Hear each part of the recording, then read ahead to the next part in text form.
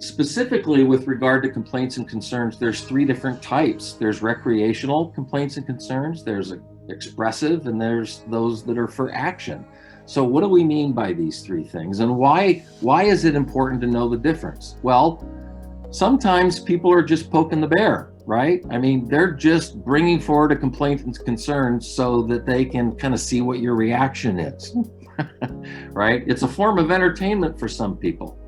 And if you treat every complaint or concern as it's for action, then you might be missing the point or wasting a lot of time and energy in responding to something in a way that might be inappropriate for what the intention is. So understanding when people are being recreational in their concerns or complaints is important. How do you tell the difference? Well, you can ask them, well, what would you like to have happen here? I'm sorry for that, but what would you like to have happen differently here? And the person might say, well, you don't need to do anything. So in responding to recreational concerns and complaints, keep your sense of humor. If they're having fun with it, have fun back. And in my experience, usually that makes it go away, or it just becomes a good-natured chiding that happens back and forth every now and then as part of the relationship you have with that person. But recreational complaints are distinguished by the fact that there's no desired outcome. People don't want anything to be different. There's no specific expectations for action, and there's no specific requests for anything to change. The next one is emotional venting. Sometimes people, they're upset about something, but they haven't yet thought it through to understand what they'd like to be different and by when they'd like to have that done or in place. So they can't do anything other than just vent about it. They need to spend some more time processing it.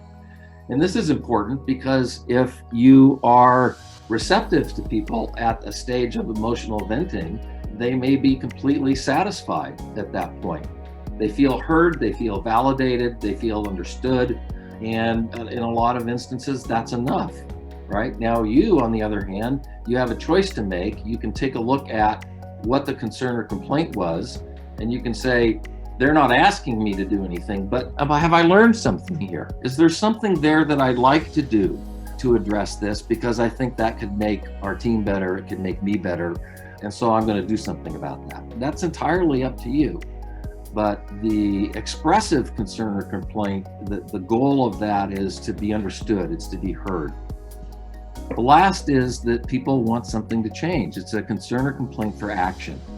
When these come to you, you can know that somebody has spent some time thinking about it, okay? Because they're usually going to come with, look, this is what happened. This is how I feel about it. This is what I'd like to be different. And let's talk about by when you're going to make that different.